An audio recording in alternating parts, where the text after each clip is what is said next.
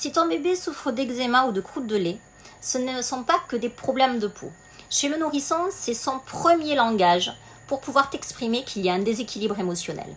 Et on va voir aujourd'hui ensemble comment on peut pallier à ça. Chez le bébé, la peau, ce n'est pas que la peau. Ça va être sa frontière avec le monde. Ça va être sa manière aussi de se préserver, mais aussi son moyen d'expression. Comme il ne peut pas parler, la peau va être la première chose qui va réagir.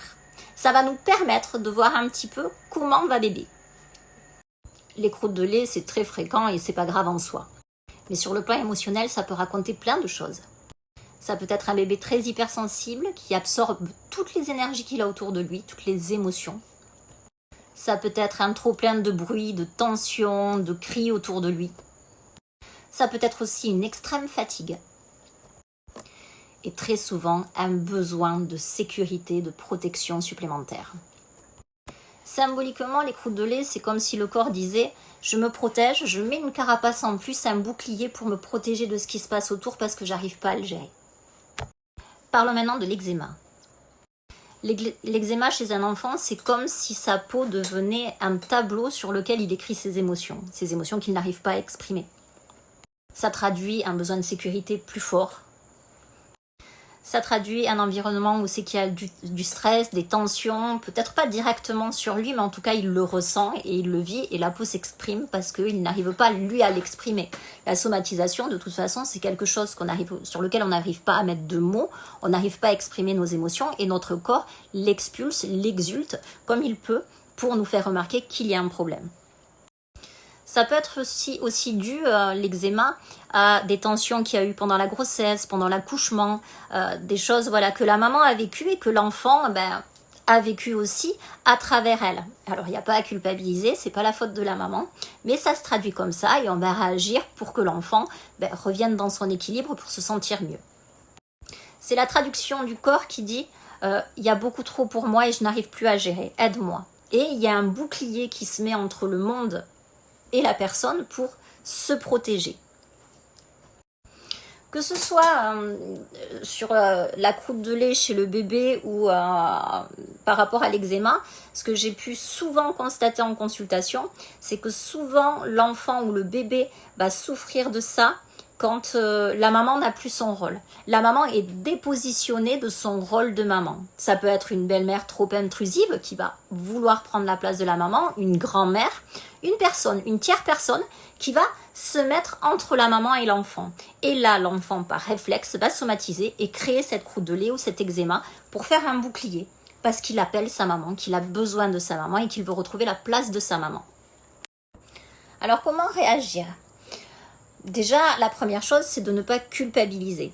C'est d'arriver à restaurer sa place et de bien analyser, bien comprendre ce qui se passe chez bébé, pourquoi il a besoin de cette protection, pourquoi il met ce bouclier, cette carapace. Donc, isoler chaque chose, voir si ce sont les tensions, s'il y a trop de bruit, s'il est fatigué, si la maman n'a pas réellement sa place parce qu'elle a été dépositionnée. Tout cela est analysé pour être bien au clair et au fait des émotions que vit votre enfant, votre bébé, pour pouvoir agir et ajuster comme il faut la bonne posologie, la bonne prescription. Si on est dans un cas de dépositionnement, il est important que la maman reprenne sa position, fasse de plus en plus de peau à peau pour le rassurer, le mettre en sécurité, lui donne le bain, passe beaucoup plus de moments avec lui, de manière à l'apaiser, à le sécuriser et à lui montrer qu'elle est là et qu'elle est pleinement là. Si on remarque que c'est parce que l'enfant est trop stimulé, alors on va calmer tout ce qui est stimuli, on va essayer de mettre moins de bruit, de calmer les ambiances, de lui donner un petit cocon beaucoup plus rassurant pour qu'il se sente en paix, apaisé. On va aussi installer des routines. Pourquoi ? Parce que ces rituels, ces routines vont faire que l'enfant, ça va l'apaiser aussi, ça va le rassurer parce qu'ils aiment bien que les choses ne bougent pas trop. Ils aiment bien s'attendre à quelque chose, ça les rassure, ça permet d'avoir une sécurité. Ils savent à peu près ce qui va se passer, ça va leur permettre de rééquilibrer, d'enlever ce stress, si ça vient du stress. Et ensuite, on va céder des fleurs de bac. Les fleurs de bac, il y a aucune contre-indication. Au contraire, c'est très bon pour l'enfant, c'est très bon pour le bébé, c'est très bon pour la maman. On va pouvoir vraiment réagir sur les émotions.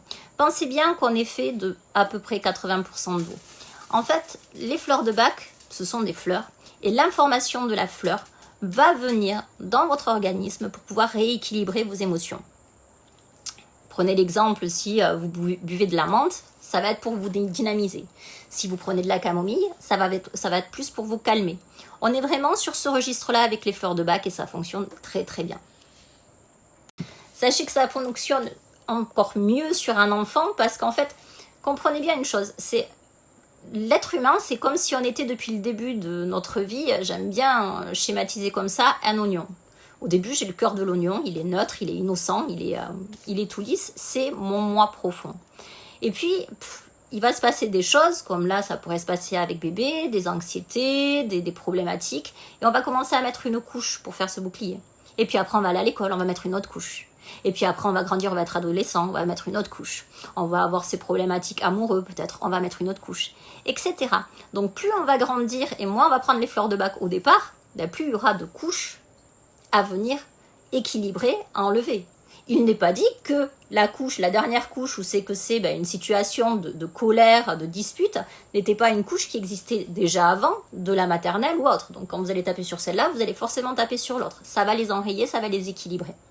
Sur le bébé, on va commencer comme ça et à chaque fois, à chaque couche, il va toujours revenir dans son équilibre parfait. Si on le fait au fur et à mesure, bien sûr. Alors bien sûr, c'est bien de prendre rendez-vous, d'avoir une consultation pour voir exactement, qu'on puisse vraiment déterminer pourquoi votre enfant, quelle est la cause de son psoriasis ou de ses croûtes de lait. Comme ça, on va pouvoir bien cibler quelle fleur, quel mélange de fleurs est adapté de manière à équilibrer ces problématiques chez votre enfant et de manière à ce qu'il retrouve son équilibre émotionnel. Bien sûr, quand je travaille sur l'enfant, je travaille aussi souvent sur la maman puisque c'est relié de toute manière. L'un ne va pas sans l'autre. Mais c'est comme ça qu'en agissant sur la cause, on va pouvoir traiter la conséquence. C'est-à-dire que si je viens mettre quelque chose sur la conséquence comme un pansement, la cause, elle n'est pas réglée. Donc de toute façon, à chaque fois que se représentera la même chose dans sa vie, dans la vie de l'enfant, hop, ça va revenir puisque il n'a pas cicatrisé la cause, qu'on s'est juste occupé de la conséquence. Oui, mais la cause, il faut s'en occuper pour que ça se remette plus en place. Et donc, c'est pour ça qu'on va, avec les fleurs de bac, travailler sur la cause, les émotions, pour que, si la situation se représente, les émotions de votre enfant ou de vous-même étant équilibrées, vous ne réagirez plus pareil, votre enfant ne réagira plus pareil et ne somatisera plus pareil. Voilà pourquoi c'est important. Et pourquoi c'est important de bien comprendre qu'est-ce que le mal qui ressort physiquement est en train de me montrer que je n'ai pas compris, que je n'ai pas identifié, visualisé ou verbalisé. Et par rapport à votre enfant, par rapport aux croûtes de lait et l'eczéma, c'est vraiment comme ça, c'est que vous allez pouvoir petit à petit rééquilibrer, l'apaiser et enrayer cette problématique.